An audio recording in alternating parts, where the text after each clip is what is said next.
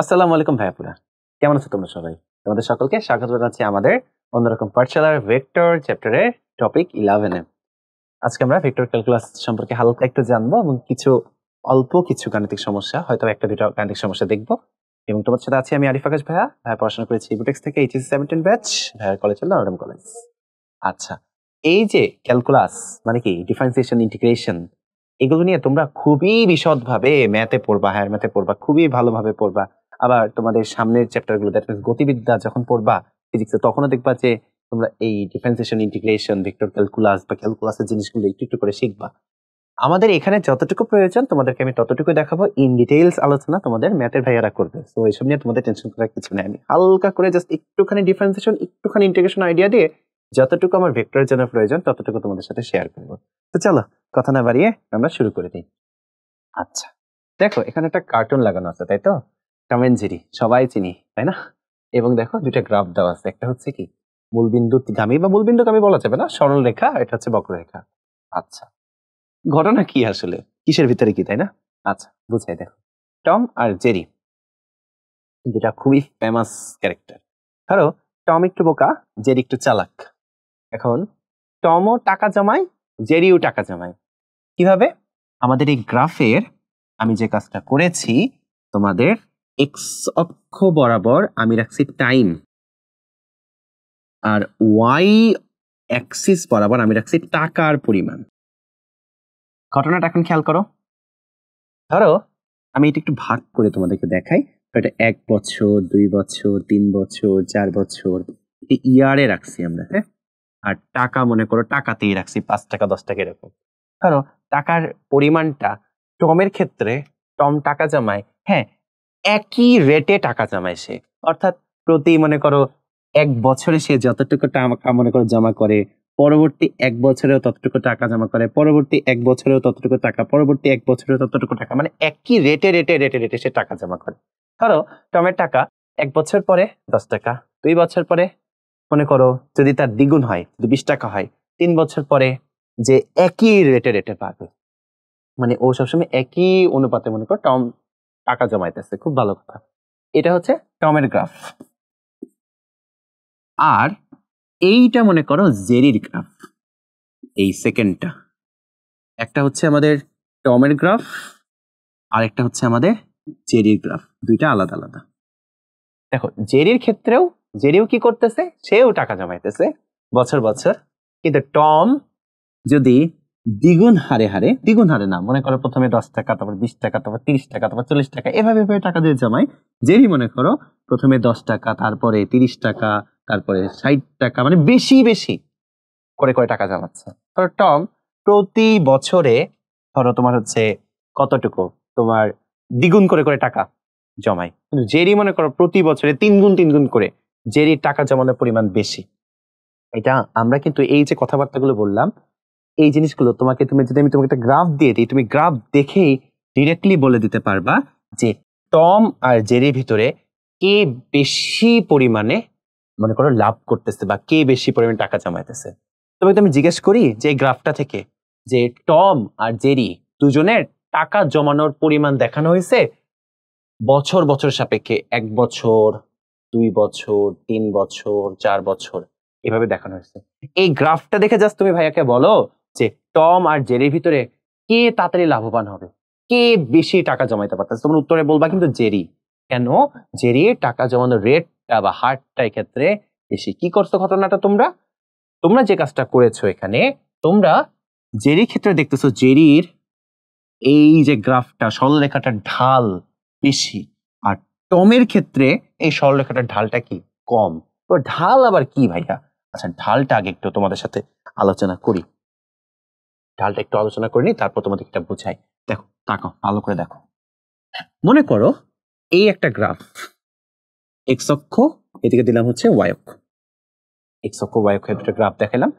এই গ্রাফের ধরো যে কোনো একটা মনে করো হচ্ছে একটা সরলরেখার গ্রাফ আঁকলাম, সরলরেখার গ্রাফ। আমি তোমাকে বললাম এই গ্রাফের ঢাল, ঢাল ঢাল ঢাল বলতে কি বুঝো? ঢাল বলতে দেখবা তোমাদের ম্যাথে ভাইরা বলবে যে আমাদের ওয়াই অক্ষের পরিবর্তন ডিভাইডেড বাই এক্স অক্ষের পরিবর্তন। ওকে, অর্থাৎ y2 minus y1 divided by x2 minus x1।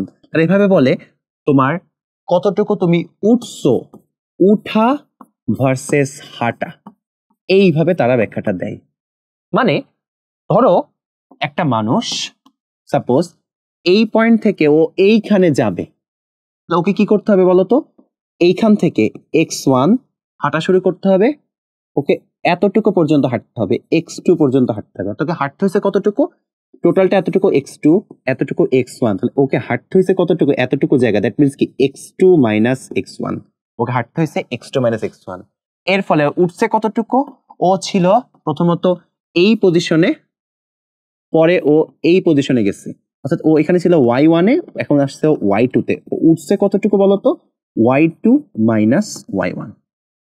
অর্থাৎ এই উঠা বাই হাঁটা দিয়ে অনেকে এই ঢালটাকে বোঝায়। এখন বলতে পারো ভাইয়া ঢাল তো বুঝলাম, y অক্ষ x অক্ষ, এটা আসলে কি ডিফাইন করে? বিভিন্ন গ্রাফের ঢাল থেকে বিভিন্ন জিনিস টের পাওয়া যায়। যেমন মনে করো আমি যদি তোমাদের এখানে সাপোজ, হ্যাঁ, জাস্ট ইমাজিন করো, ধরো ভি ভার্সেস টি গ্রাফ আঁকি। ধরো এর একটা ভি ভার্সেস টির গ্রাফ, এই গ্রাফের ঢাল কি নির্দেশ করে? এই গ্রাফের ঢাল বা স্লোপ নির্দেশ করে হচ্ছে ভি বাই টি, ওয়াই অক্ষের পরিবর্তন, বেগের পরিবর্তন বাই সময়ের পরিবর্তন। এটাকে আমি ভি বাই টি দিয়ে দেখাইছি, বা del v by del t তে লিখতে পারো, del v by del t দিয়ে, মানে এভাবে লেখা যায় del v by del t. That means এটা নির্দেশ করে হচ্ছে তোমাদের ত্বরণকে নির্দেশ করে, অর্থাৎ ভি ভার্সেস টি গ্রাফের ঢাল নির্দেশ করে হচ্ছে ত্বরণকে। ঠিক আছে, আবার কোন একটা গ্রাফের এরিয়া কি বোঝায় সেটা আমাদেরকে একটু শিখতে হবে বা জানতে হবে। ধরো এই একটা গ্রাফ, এদিকে এক্স অক্ষ আছে, এদিকে ওয়াই অক্ষ আছে। ধরো এইরকম একটা গ্রাফ, এটা একটা ট্রাপিজিয়াম হয়েছে। আমি তোমাকে বললাম এই ট্রাপিজিয়ামের ক্ষেত্রফল বের করো, ঠিক আছে? এই ট্রাপিজিয়ামটা তুমি ক্ষেত্রফল বের করো, তখন ওয়াই অক্ষে যা থাকে আর এক্স অক্ষে যা থাকে তাদেরকে গুণ করলেই ডিরেক্টলি এই পুরা গ্রাফটার আসলে ক্ষেত্রফল পাওয়া যায়। এই গ্রাফটার ক্ষেত্রফল যা বুঝায়, ওয়াই অক্ষ এক্স অক্ষ গুণ করলে আসলে তাই বুঝায়। এইটার মিনিংটা আবার কি? ভাগ করলে ঢাল বোঝাচ্ছে আর গুণ করলে ক্ষেত্রফল বোঝাচ্ছে। হ্যাঁ, আসলে একটু দেখাই দিই। মনে করো সাপোজ এই গ্রাফটা হচ্ছে এইরকম, দেখো এই ভি ভার্সেস টি গ্রাফটা এতটুকুই আছে। এখন আমি তোমাকে বললাম এই গ্রাফের এরিয়া কি বুঝাই, তাহলে দেখো তো ভি আর টি কে তুমি গুণ করো, ভি আর টি গুণ করলে যদি সমবেগ হয় তখন এস সমান হয় ভিটি। অর্থাৎ এইখান থেকে গ্রাফটা যদি আমি ড্রয়িং করি পুরাপুরি করে, এই গ্রাফের এই অংশটুকুর আমি যদি ক্ষেত্রফল বের করি, তাহলে আমি কি পাবো? আমি পাবো হচ্ছে অতিক্রান্ত দূরত্ব বা দূরত্বে বা সরণের মানটা আমি পাবো। এটা আমরা কিভাবে করতাম 9 10-এ, দেখো তোমাদের মনে আছে 9 10-এ যখন তোমরা পড়ে আসছিলা তখন কি করতে হইতো? সবসময় আমাদের কোন একটা গ্রাফের এক্স অক্ষ ওয়াই অক্ষ একটা গ্রাফের যদি আমরা ওয়াই অক্ষ আর এক্স অক্ষকে গুণ করি তাহলে আমরা কি পাই? এরিয়া পাই, এরিয়া আন্ডার দ্য কার্ভ পাই, এরিয়া আন্ডার দ্য কার্ভ আমরা পাই। এই যে কার্ভ লাইনটা, এটা তো একটা কার্ভ, এই লাইনের টি এর দিকে লম্ব টানতে হয়, কারণ আমরা পরিবর্তনগুলো কাউন্ট করি সময়ের সাপেক্ষে। তো এরিয়া, এই যে এরিয়া আন্ডার দ্য কার্ভ, এই যে ট্রাপিজিয়ামটা, এই ট্রাপিজিয়ামটা যখন তোমরা ক্ষেত্রফল বের করে দিতা তখন তোমরা ঘুমায়ে খুব ইজিলি ট্রাপিজিয়ামের ক্ষেত্রফল বের করে দিলে সাথে সাথে পেয়ে যাইতা অতিক্রান্ত দূরত্ব। মনে করে দেখো 9 10-এ গতি চ্যাপ্টারে তোমরা এইভাবে করতা। অর্থাৎ আমি জাস্ট এটা বলতে চাইছি, এরিয়া দিয়ে বুঝাই, এরিয়া আন্ডার দ্য কার্ভ দিয়ে বুঝাই হচ্ছে দুইটা এক্স অক্ষ আর অক্ষ গুণ করা, আর ঢাল দিয়ে বুঝাই কি? ওয়াই অক্ষ আর এক্স অক্ষকে ভাগ করে দেওয়া। ঠিক আছে, এখন দেখো আমাদের পড়ায় ফিরে আসি। এখন তোমরা বলো তো টম আর জেরির ভিতরে কে বেশি চালাক, কে বেশি ইনভেস্ট করতেছে, কে বেশি লাভ করতেছে? তোমরা একদম এক দেখায় বলে দেবা হ্যাঁ জেরি। কেমনে? কারণ জেরির ক্ষেত্রে ওর টাকার জমানোর রেট বেশি, কেন? ওর ক্ষেত্রে দেখতেছি ডেল টাকা বাই ডেল টাইম, অবশ্যই আমাদের টমের ডেল টাকা বাই ডেল টাইমের থেকে বেশি, অর্থাৎ জেরির টাকা জমানোর পরিমাণ বেশি। এখন আমি তোমাকে বললাম তুমি তো এটা করলা প্রতি এক বছর ব্যবধানে। রেট আমরা যখন বের করতেছি নিচে, যখন আমরা টাইমের হার মানে হার বের করতেছি, টাইমের রেসপেক্টে বের করতেছি, প্রতি এই যে রেটটা, এই রেটটা তো আমাদের এক বছরের জন্য বের হয়েছে। প্রতি বছরে জেরি মনে করো এত টাকা করে করে জমায়, প্রতি বছরে টম এত টাকা করে করে জমায়। আমি যে তোমাকে জিজ্ঞেস করি এক বছর না, 1 সেকেন্ডের জন্য এবার বের করে দাও কার টাকা জমানোর পরিমাণ বেশি, বা 1 মাইক্রোসেকেন্ডের জন্য বের করে দাও কার টাকা জমানোর পরিমাণ বেশি। পরে মনে করো 1 কোটি সেকেন্ডের 1 ভাগ যে সেকেন্ড, অত অল্প সময়ের জন্য বের করে দাও তোমার জেরির ভিতরে কার টাকা জমানোর পরিমাণ বেশি। তুমি না গ্রাফ দেখে না হয় বলতে পারতেছো, আমি বুঝলাম, কিন্তু তোমাকে আমি যদি বলি টম বা জেরি যে কোনো কারো 1 কোটি সেকেন্ডের 1 সেকেন্ডের জন্য টাকা জমানোর যে রেট সেটা তুমি বের করে দাও, তুমি দেখো তখন আর বের করতে পারবা না। এই ধরনের ক্ষেত্রে যখন অতি অল্প সময়, অতি ক্ষুদ্র সময়ের জন্য যদি বলে টাকা জমানোর রেট বের করতে, তখন আমাদের এই ডেল আর ডেল না লিখে আমরা লিখি ডিডিটি অফ টাকা। অর্থাৎ টাকার একটা ফাংশন দেওয়া থাকে, তাকে যদি আমরা ডিফারেন্সিয়েশন বা অন্তরীকরণ করি টাইমের সাপেক্ষে, আমরা অতি অল্প সময়ের জন্য অলমোস্ট টাইম জিরোর কাছাকাছি চিন্তা করে নিই, টি টেন্ডস টু আমরা 0 ধরে নিই, টাইম জিরোর কাছাকাছি খুবই অল্প সময়ের পার্থক্যের জন্য আমরা টাকা জমানোর যে রেট এটা পেয়ে যেতে পারি। অর্থাৎ ভাই এটা বলতে চাইছি যে টম জেরি, এটা গল্প করে বলা যে কার টাকা জমানোর পরিমাণ বেশি এটা আমরা গ্রাফ দেখে বুঝতে পারি। ঠিক আছে, মানলাম তুমি গ্রাফ দেখে নির্দিষ্ট একটা ব্যবধান 1 বছর বা আধা বছর অল্প ব্যবধানের জন্য বের করে ফেলতে পারলা। বাট তোমাকে তো আমি বলি 1 কোটি সেকেন্ডের 1 সেকেন্ডের জন্য টাকা জমানোর পরিমাণ বের করো, এত অল্প 1 ফেমটো সেকেন্ডের জন্য টাকা জমানোর পরিমাণ বের করো, তখন আর তুমি এরকম গ্রাফ দেখে করতে পারবা না। তখন তোমাকে হেল্প করবে অতি ক্ষুদ্র সময়ের জন্য তোমাকে হেল্প করে অন্তরীকরণ। অন্তরীকরণ মানে হচ্ছে ভেঙে ফেলা, ওরা একটা বিশাল বস্তুকে ভেঙে কোটি কোটি ছোট ছোট অংশে ভাগ করা। কত ছোট চিন্তা করো, 1 কোটি সেকেন্ডের 1 সেকেন্ডের জন্য তুমি টাকা কতটুকু জমা করছো সেই রেটটা তুমি এই ডিডিটি করে বের করে ফেলতে পারবা। ঠিক আছে, পরের গ্রাফটাতে কি বুঝাইছি? পরের গ্রাফটাতে বুঝাইছি যদি এরকম হইতো এরা দুইজনের যে কোনো একজন বা এরা দুইজনই টাকা জমাইতেছে, বাট প্রতিনিয়ত রেট হচ্ছে ভ্যারি করে, মানে বিভিন্ন বিভিন্ন রেটে টাকা জমাচ্ছে। ঠিক আছে, তখন এই সকল ক্ষেত্রে যে তোমাকে বলা হয় যে আবারও তোমার জেরি টম এই যে গ্রাফ এইভাবে টাকা জমাইতেছে, ওদের একটা নির্দিষ্ট সময়ের ব্যবধানে টাকা জমানোর পরিমাণ বের করো, তখন দেখো তোমার জন্য কিন্তু এরকম গ্রাফ থেকে এখন করাটা একটু কষ্ট, ডিরেক্টলি তুমি আর করতে পারবা না। তখনও তোমাকে হেল্প করবে কে বলতো? এই ডিফারেন্সিয়েশন করে দিলে তুমি যে কোনো মুহূর্তে, সেটা সরল রেখা হোক বক্ররেখা হোক, যে কোনো অবস্থায় তুমি এক্স অক্ষ বা টাইমের সাপেক্ষে টাকা জমানোর পরিমাণটা বের করতে পারবা আমাদের এই গ্রাফ থেকে। তোমার গ্রাফ সরল রেখা হোক বক্ররেখা হোক, একই রেটে বাড়ুক কম রেটে বাড়ুক, যেভাবেই হোক না কেন, তুমি অতি ক্ষুদ্র টাইমের ব্যবধানে সে কতটুকু টাকা জমা করতেছে এটা তুমি ডিফারেন্সিয়েশন করে খুব সহজে বের করতে পারবে। এবার আসি সহজ ভাষায় বলি, শোনো ভাই, ডিফারেন্সিয়েশন জিনিসটা কি? একটা বড় জিনিসকে ভেঙে কোটি কোটি কোটি কোটি কোটি ছোট ছোট টুকরা করা। আমরা কেন ইউজ করি? মনে করো তোমাকে এক্স এর একটা ফাংশন দিছে, একটা ফাংশন দিয়ে বলছে যে ওই খুবই অল্প সময়ের ব্যবধানের জন্য কতটুকু মনে করে ফাংশনের পরিবর্তন আসতেছে, তখন তুমি ওই টাইমের সাপেক্ষে এই নিচে যেটা থাকে তার সাপেক্ষে চিন্তা করতে হয়। এখানে ডিডিটি আছে, মানে এখানে আমরা পুরো ঘটনাটা করব হচ্ছে কার সাপেক্ষে? টাইমের সাপেক্ষে। যেহেতু এখানে ডিডিটি আছে তাই আমরা এটা করবো হচ্ছে টাইমের সাপেক্ষে করব। যদি এখানে ডিডিটি না থেকে ডিডি এক্স থাকতো তখন আমরা করতাম এক্স এর সাপেক্ষে। যদি ডিডি ওয়াই থাকে তাহলে আমরা করতাম ওয়াই এর সাপেক্ষে। যার সাপেক্ষে থাকবে তার মানে যার নিচে থাকবে তার সাপেক্ষে করব। এবং এত ছোট চিন্তা করি, এত ছোট ব্যবধান চিন্তা করি, প্রায় জিরোর কাছাকাছি, এক্স এর মান প্রায় জিরোর কাছাকাছি, টি এর মান প্রায় জিরোর কাছাকাছি।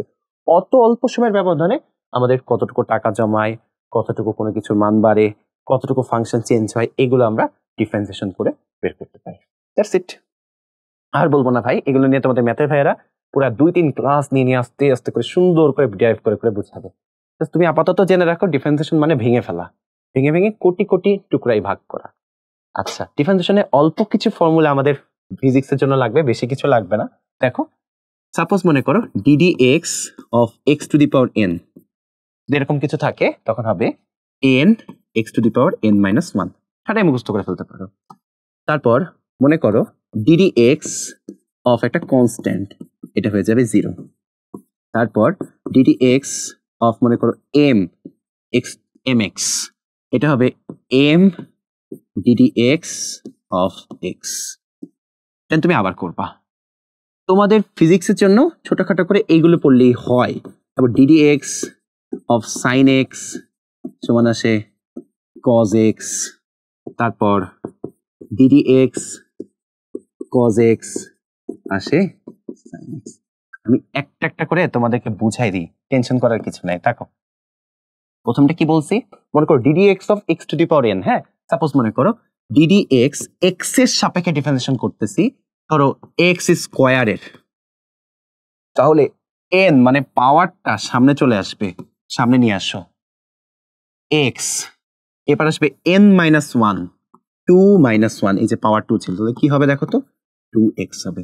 কোয়াইট ইজি, প্র্যাকটিস করলেই পারবা, তেমন কিছু না। বলো তো দেখে একটা ফটাফট করো তো, DD x of x cube কি হবে 3x স্কোয়ার। কিভাবে হলো ভাইয়া? ওই যে পাওয়ারটা সামনে আসছে আর X to the power 3 minus 1 মানে কত 2। Next DD x of constant, বলো ডিডি এক্স অফ হাতি, হাতিকে ভাঙবো এক্স এর সাপেক্ষে, এটা কি কোনোদিন সম্ভব? এখানে তো এক্স এর কিছু একটা থাকতে হবে, তুমি হাতি একটা কনস্ট্যান্ট, এটাকে কেমনে ভাঙবা? উত্তর হচ্ছে কনস্ট্যান্টকে তুমি ভাঙতে পারবা না, এজন্য এটা হবে 0। ওকে, নেক্সট কি বোঝাইছি, যদি এরকমটা হয় এই যে কনস্ট্যান্টটা এই এক্স জাতীয় চলকের সাথে থাকে, তখন কনস্ট্যান্টকে তুমি তো ভাঙতে পারবা না, কনস্ট্যান্টকে আগে নিয়ে আসতে হয়। যেমন দেখো dd x of 3x square, তখন আমরা 3টাকে বাইরে নিয়ে আসি, ওকে তো ভাঙতে পারবো না, ওকে বাইরে নিয়ে আসি, তারপর বাকিটাকে ভাঙি, তাহলে কি হবে DD x of x square, কি আসে দেখো 3 ইন্টু 2x মানে হচ্ছে 6x। ভাইয়া কিভাবে করলা?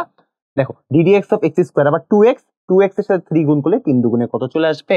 আবার চলে আসবে 6x চলে আসবে, এটাই দেখাইলাম। তারপর দেখো dd x of sine x করলে আসে cos x, dd x of cos x করলে আসে মাইনাস সাইন এক্স। এরকম বেশ কিছু ফর্মুলা আছে, এগুলো তোমাদের কষ্ট করে মুখস্থ করে নিতে হবে, বুঝলা? তো এরকম যদি হয় dd x of sine m x, তখন কি হবে দেখো dd x of sine m x, এই সাইন এম এক্স এই যে ভিতরে যে অংশটা পড়ে আছে এই অংশটাকে মনে মনে এক্স চিন্তা করবে, DD x of sine x করলে কি আসতো? অবশ্যই অবশ্যই কজ এক্স আসতো, কজ এক্স কি আসবে? কজ এম এক্স আসবে, কজ এক্স আসলো।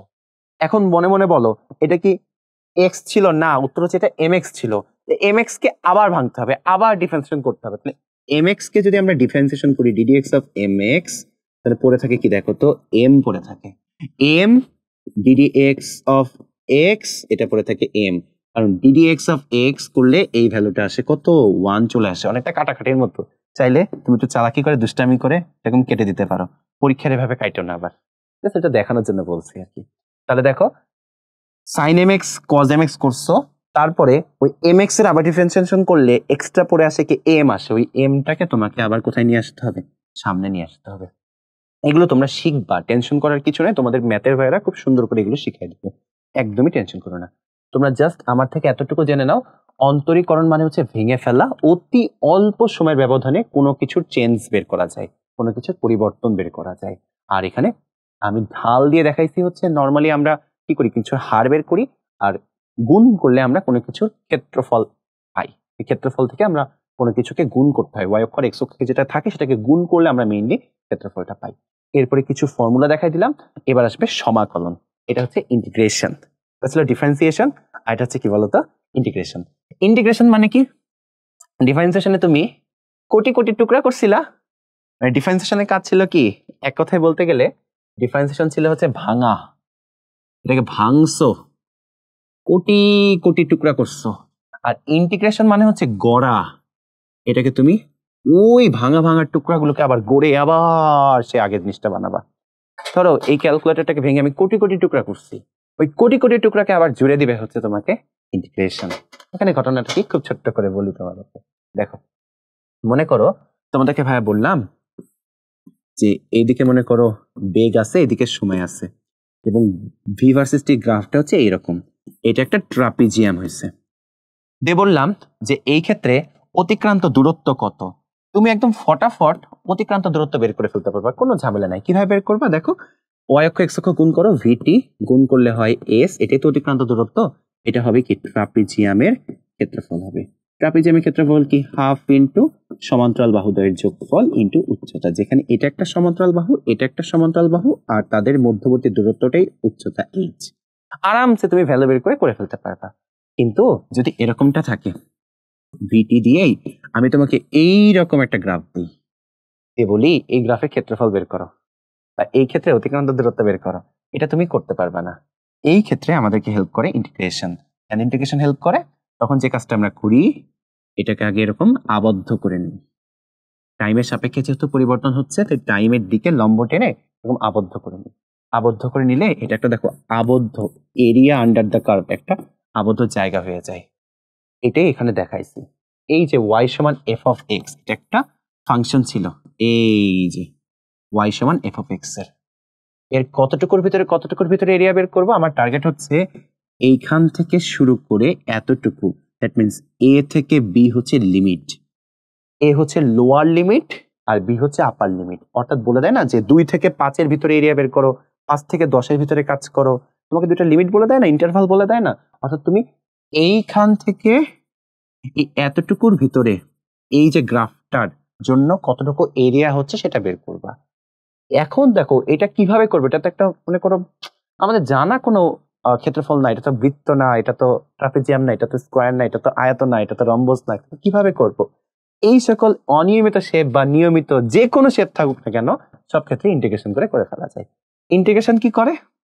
ইন্টিগ্রেশন যে কাজটা করবে, ও হচ্ছে এই যে এরিয়াটাকে এরকম কোটি কোটি কোটি কোটি অংশে ভাগ করবে, কোটি কোটি কোটি কোটি কোটি কোটি কোটি কোটি অংশে ভাগ করবে। আরো ছোট ছোট করে চিন্তা করবা, কোটি কোটি কোটি কোটি কোটি কোটি অংশকে ভাগ করবে, ও পুরো একদম ছোট ছোট করে করে এটাকে ভাগ করবে, কোটি কোটি অংশে ভাগ করে ফেলবে। যখন এরকম কোটি কোটি অংশ করে ভাগ করবে, একটা ছোট্ট অংশ যদি আমি তোমার সামনে নিয়ে আসি, একটু বড় করে দেখাই, এটা এরকম হবে, যেখানে এইদিকে থাকবে ওয়াই এর ভ্যালুটা, মানে এইদিকে থাকবে ওয়াই এর ভ্যালুটা, মানে কি বেগের কিছুটা মান থাকবে, আর এইদিকে থাকবে এক্স এর ভ্যালুটা, এটা অতিরিক্ত ছোট মান থাকবে, এই ছোট মানটা থাকবে ডিএক্স। এত ছোট করে প্রায় এক্স এর মানটা জিরোর কাছাকাছি নিয়ে যায়, অর্থাৎ এই দিকের ভ্যালুটা চলে আসবে হচ্ছে ডিটি, ডিটির মানটা অলমোস্ট জিরোর কাছাকাছি নিয়ে আসে। ও অনেক ছোট ছোট অংশে ভাগ করবে।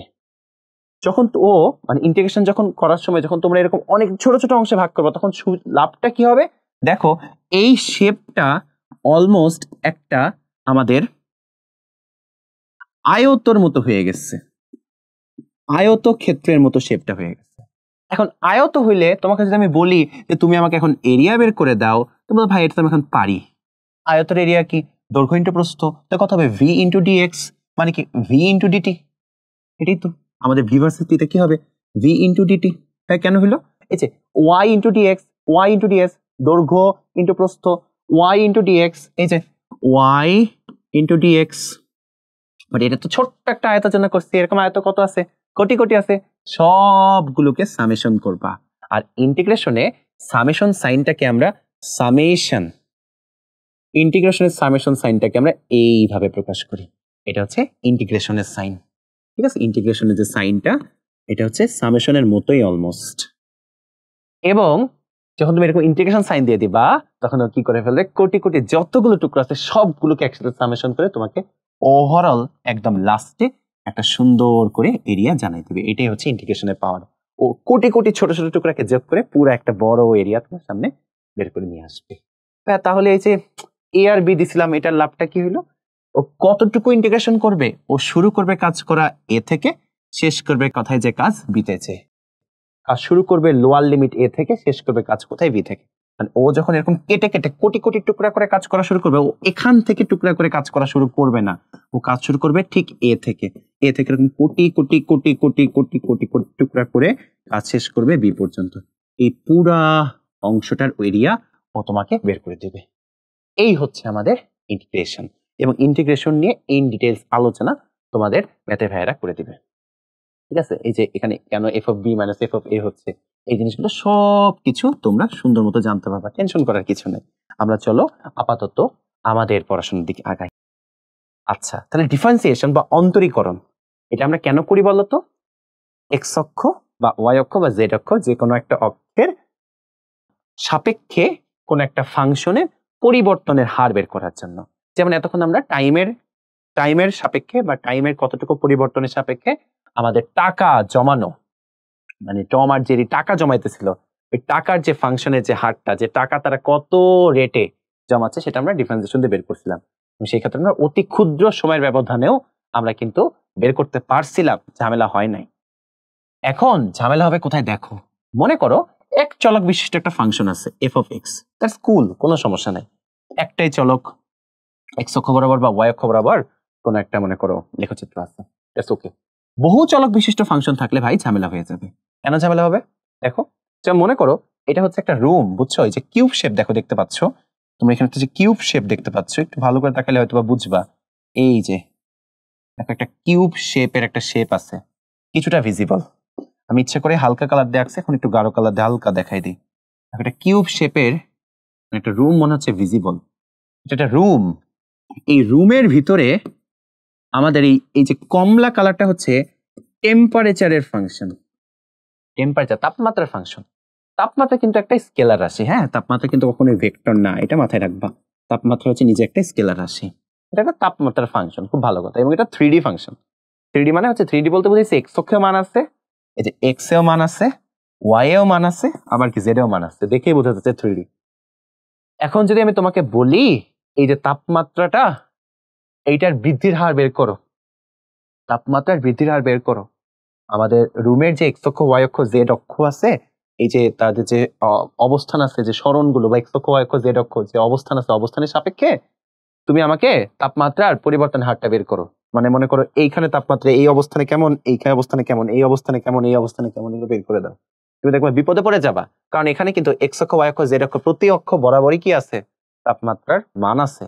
এই সকল ক্ষেত্রে বহু চলক বিশিষ্ট যখন এরকম ফাংশন থাকবে, তখন তোমাকে সাহায্য করবে পার্শিয়াল ডিফারেন্সিয়েশন বা আংশিক অন্তরীকরণ। ঘটনাটা কি? আংশিক অন্তরীকরণ যখন আমরা আগে অন্তরীকরণ করছি তখন থেকে ডিডি এক্স দিয়ে প্রকাশ করছিলাম, আর আংশিক অন্তরীকরণকে আমরা ডেল ডেল এক্স দিয়ে প্রকাশ করি, অথবা অনেকে ডেল এভাবে লেখে, ডেল ডেল এক্স লিখলেই হয়, যে যেভাবে লিখবা লিখবা, কোনো সমস্যা নাই। আমাদের বইগুলোতে বেশিরভাগ ক্ষেত্রে এইটা ফলো করে, ঠিক আছে? এটা দিয়ে বুঝাই যে যদি একটা ফাংশন মনে করো, সাপোজ ধরো এফ অফ এক্স, সাপোজ মনে করো একটা ফাংশন, হ্যাঁ, লাইক আমি নর্মালি তোমাদের জাস্ট এগুলো আমাদের সামনে আছে, হ্যাঁ, এগুলো সামনে মানে ইন ডিটেলস আছে, এগুলো সব দেওয়া আছে, যে এটাই মনে করে দেখাই, x square minus 3xy plus Z square. দেখো এখানে এফ অফ এক্স না, তাহলে এফ অফ এক্স না, আমি তিনটা একসাথে দেখাই দিই, তাহলে তোমাদের ভেঙে দেখানো লাগবে না। এটা f of x y z, মানে এক্স ওয়াই জেড তিনটাই আছে ধরো এই যে তাপমাত্রার ফাংশনটা। এই ক্ষেত্রে এখন আমি তোমাকে বললাম যে ওই তাপমাত্রার পরিবর্তনের হার বের করো। কেমনে করবা? আমরা এখন যে কাজটা করব, একবার আমরা করব এক্স এর সাপেক্ষে, একবার আমরা করব ওয়াই এর সাপেক্ষে, একবার আমরা করব জেড এর সাপেক্ষে। অর্থাৎ আমরা কি করতেছি, ঘটনাটা আমরা যে কাজটা করতেছি সেটা হচ্ছে এই রকম, আমরা একবার এক্স অক্ষের সাপেক্ষে তাপমাত্রার পরিবর্তনের হার বের করতেছি, একবার ওয়াই অক্ষের সাপেক্ষে তাপমাত্রার পরিবর্তনের হার বের করব, আরেকবার জেড অক্ষের সাপেক্ষে তাপমাত্রার পরিবর্তনের হার বের করব। তারপরে এই তিনটাকে যদি আমি যোগ করে দেই, তাহলে আমি পেয়ে যাব হচ্ছে আমাদের টোটাল, এই সবগুলো থেকে আমরা পাবো আমার টোটাল ডিফারেন্সিয়েশনের ভ্যালুটা আমি পেয়ে যাব কত। ওকে, অর্থাৎ অংশ অংশ করে ডিফারেন্সিয়েশন করতেছি, পার্শিয়াল পার্শিয়াল করে, তাই এই ধরনের ডিফারেন্সিয়েশনকে বলা হয় পার্শিয়াল ডিফারেন্সিয়েশন। এই ক্ষেত্রে বড় সুবিধা আছে, সুবিধাটা কি? যখন তুমি ডেল ডেল এক্স করবা, del del x of f একটা ফাংশন, একটা ফাংশনের তুমি ডিফারেন্সিয়েশন করতেছো, তখন তোমার জিনিসটা সবচেয়ে মজার ব্যাপার হচ্ছে এক্স বাদে যা থাকবে সব কনস্ট্যান্ট, কোনো আর টেনশন করার কিছু নাই। আগে যেমন ওয়াই জেড ওইটিকে আবার ওই তোমার ফাংশনের কোনো হচ্ছে চলক নাকি কত কিছু চিন্তা করা লাগবে, তোমার যখন ফুল ডিফারেন্সিয়েশন তুমি করতে চাবা, এখানে এরকম কিছু করা লাগবে না। এক্স বাদে যা থাকবা তাকে কনস্ট্যান্ট ধরে তারপর নরমালি করে দেবা ডিফারেন্সিয়েশন ফর্মুলাগুলো দিয়ে। তা দেখবা কত সহজে তুমি পার্শিয়াল ডিফারেন্সিয়েশন ইউজ করে করে প্রতি অক্ষের সাপেক্ষে পরিবর্তনের হারগুলো বের করতে পারবা। চলো দেখি একটা তোমাদেরকে প্রবলেম করাই দিই, তাহলে তোমরা ভালো মতো বুঝে যাবা। এফ অফ এক্স ওয়াই দেওয়া আছে, বলছে এক্স এর সাপেক্ষে একবার করো, ওয়াই এর সাপেক্ষে একবার করো। আচ্ছা, del del x of F equal, দেখো del del x of x square minus 3xy plus Y square equal. দেখো আচ্ছা, সবার আগে ডিফারেন্সিয়েশনের সবচেয়ে বড় সুবিধা হচ্ছে এই অপারেটর, এটা হচ্ছে ডেল ডেল এক্স, এটা একটা অপারেটর, ডেল অপারেটর। হ্যাঁ, এই অপারেটর গুলোকে বন্টন করে দেওয়া যায়, মানে এভাবে লেখা যায় del del x of x square, তারপর দেখো del del x of minus 3xy plus del del x of Y square. বন্টন করে দিতে পারি, কোনো সমস্যা হয় না। এবার প্রতিটার আমরা ছোট ছোট করে ভেঙে ভেঙে দেখব। দেখো del del x of x square, x আছে এখানে, এখানেও এক্স আছে, x to the power n, সূত্র কি ছিল n x to the power N minus one. আগে পাওয়ারটা সামনে আনবা, পাওয়ারটা সামনে আনলাম, এই যে পাওয়ারটা সামনে আনলাম, N x to the power N minus one. Okay, এবার দেখো পরেরটা del del x of minus 3xy। বলো এখানে দেখো এক্স আছে, এখানেও এক্স আছে, এক্স বাদে যা থাকবে কনস্ট্যান্ট, এক্স বাদে যা থাকবে কনস্ট্যান্ট, কনস্ট্যান্ট বাইরে আনো, that means minus 3y constant বাইরে চলে আসলো। তারপর del del x of x, okay x এর পাওয়ার কত 1 প্লাস, বলো এখানে এক্স, এখানে তো ঘোড়ার ডিম ওয়াই, এটাকে তো তোমাকে অবশ্যই অবশ্যই চিন্তা করতে হবে কি কনস্ট্যান্ট, কত হয়ে যাবে 0 হয়ে যাবে। নেক্সট দেখো 2x, এবার দেখো মাইনাস 3y, বলো del del x of X to the power 1, তাহলে আবার পাওয়ার কত 1, X to the power 1 minus 1, 1 minus 1 কত হয়ে যাবে 0। চাইলে এটা এভাবে লেখা যায় এক্স টু দি পাওয়ার 0 মানে কত আসবে 1, অর্থাৎ ঘুরে ফিরে জাস্ট পড়ে থাকবে 2x মাইনাস 3y। এটা হচ্ছে এক্স এর সাপেক্ষে পার্শিয়াল ডিফারেন্সিয়েশন, যখন আমরা del del x of f বের করবো। আর যখন তুমি এগুলো করতে করতে খুব ভালো মতো পেরে যাবে, এত বড় করে করা লাগবে না, ছোট্ট করে করতে পারবা। দেখাই দিই del del Y of F equal, দেখো ওয়াই সাপেক্ষে করতেছি, ওয়াই সাপেক্ষে করলে এখানে ওয়াই নাই, তাহলে এটা 0, তারপরে মাইনাস, দেখো ওয়াই আছে, ওয়াই বাদে বাকি যতটুকু আছে এইটুকে কনস্ট্যান্ট ধরবা, মানে মাইনাস 3x পড়ে থাকবে মাইনাস 3x। আর del del Y of y কত হবে 1 হবে, এই যে দেখাইছি কিভাবে হয়, ওই যে del del x of X কত হয়েছিল 1 আসছিল, তাই তো। তারপরে del del Y of Y square, তাহলে plus Y square X to the power N, তাহলে কি N x to the power N minus 1, তাহলে কি হবে 2y to the power 2 minus 1, 2 minus 1 মানে 1, অর্থাৎ এক্ষেত্রে আসবে 2y মাইনাস 3x। এগুলো একটু প্র্যাকটিসের বিষয়, বুঝছো, প্র্যাকটিস করতে থাকলে দেখবা যে তোমরা এগুলো এমনিতেই আসলে পেরে যাবা, খুব কঠিন কিছু না, হালকা কিছু একটু প্র্যাকটিস করলে তোমাদের ম্যাথে ভাইরা যখন এগুলো পড়াই দিবে তখন দেখবা যে এই জায়গাগুলোতে তোমাদের কোনো আসলে ঝামেলা থাকবে না। যাই হোক, তাহলে আমরা আগাই। তাহলে লাস্টে দেখো আমাদের লাস্ট স্লাইড, এখানে আবার জেরি আর হচ্ছে একটা ঘূর্ণিঝড়কে দেখাইছি, কারণ আছে আমরা স্কেলার ফিল্ড আর ভেক্টর ফিল্ড নিয়ে ছোট্ট করে তোমাদেরকে একটু বলি, পরবর্তী ক্লাসে যখন গ্রেডিয়েন্ট ডাইভারজেন্স কার্ভ পড়াবো তখন আরো ভালো মতো এই জিনিসগুলো তোমরা বুঝবা। স্কেলার ফিল্ড এখানে এটাতে বুঝাইছি অনেক গরম, অনেক গরম, মানে কি তাপমাত্রাকে বুঝাইছি, তাপমাত্রা অলওয়েজ অলওয়েজ অলওয়েজ হচ্ছে স্কেলার। আর এখানে বুঝাইছি বাতাসের বেগ, বাতাস, বাতাসের মনে করো বেগ, বাতাস বা পানির বেগকে বুঝাইছি, পানির বেগ, বেগ সবসময় সবসময় একটা কেমন ফিল্ড বলতো, ভেক্টর ফিল্ড। এবার স্কেলার ফিল্ড আর ভেক্টর ফিল্ড এই দুটার ভেতর পার্থক্য কি, দুটো আসলে কি? স্কেলার ফিল্ডের ক্ষেত্রে আমাদের সংজ্ঞা হচ্ছে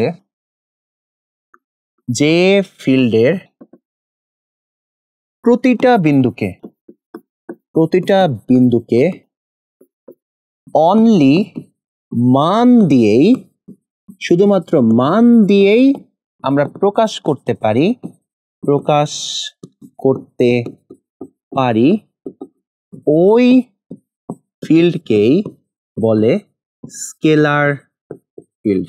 মানে তাপমাত্রার প্রকাশ করার জন্য, একটা রুমের তাপমাত্রা প্রকাশ করার জন্য তোমার কোনো ডিরেকশন দরকার নাই। কেউ কি বলে যে আমার রুমের ডান দিকে একটু গরম বেশি, বাম দিকে একটু গরম কম, উপরের দিকে গরম কম, নিচের দিকে গরম 10 ডিগ্রি সেলসিয়াস কম, এভাবে কি কখন বলে?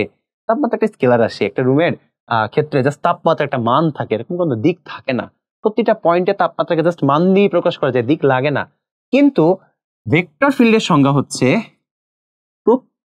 প্রত্যেকটা অল পয়েন্টস প্রকাশ করতে, প্রতিটা পয়েন্টকে তুমি যদি প্রকাশ করতে চাও, তোমার মানও লাগবে, তোমার দিকও লাগবে। মান দিক উভয়ই প্রয়োজন। যেমন এই যে বাতাসের বেগ, এই যে ঘূর্ণিঝড় তৈরি হয়েছে, বাতাসের বেগ তোমার মনে করো, ধরো সাপোজ কক্সবাজারে ঘূর্ণিঝড়টা এখন সে আঘাত আনছে, তাহলে সুন্দরবনের ওইখানে বাতাসের বেগটা কেমন, এখন বা বেগের মান কেমন, বেগটা বাতাসের বেগ কোন দিকে বাতাস আসতেছে, ঘূর্ণিঝড়ে কক্সবাজারে যেখানে আঘাত আনছে ওইখানে বাতাসের বেগটা কেমন, ওইখানে বাতাসটা কোন দিক থেকে আসতেছে, অর্থাৎ ডিরেকশন, বেগ যদি চলেই আসে সাথে সাথে একটা ডিরেকশনের ব্যাপারটা চলে আসে। প্রতিটা পয়েন্ট ওই ঘূর্ণিঝড় যে জায়গায় ভেক্টর ফিল্ডটা তৈরি করছে, বেগ, ওই বেগের মানে বাতাসের বেগ, ওই বেগের প্রতিটা পয়েন্টে তোমাকে অবশ্যই মান বলতে হবে, প্লাস বেগটা, বাতাসের বেগটা, বাতাস কোন দিক আছে দিকটা বলে দিতে হবে। তাই ওই বাতাস ঘূর্ণিঝড়ের যে বেগটা বা ঘূর্ণিঝড় যে ঘুরতেছে, এটা অবশ্যই অবশ্যই একটা কি বলতো, ভেক্টর ফিল্ড। এই তো স্কেলার ফিল্ড আর ভেক্টর ফিল্ড নিয়ে হালকা করে তোমাদের সামনে আলোচনা করে দিলাম। তো লাস্ট স্লাইড চলে আসছে, বিশ্বাস রেখো বুকের ভেতর প্রত্যয়নভাবে স্বপ্ন যে যুদ্ধে এবার সফল তুমি হবে। চলো আমাদের লাস্ট ভেক্টর ক্যালকুলাসের লাস্ট টপিক আমরা ঢুকে যাই। ততক্ষণ পর্যন্ত তোমরা সবাই ভালো থাকো, ভালো করে পড়াশোনা করো। আল্লাহ হাফেজ, আসসালামু আলাইকুম।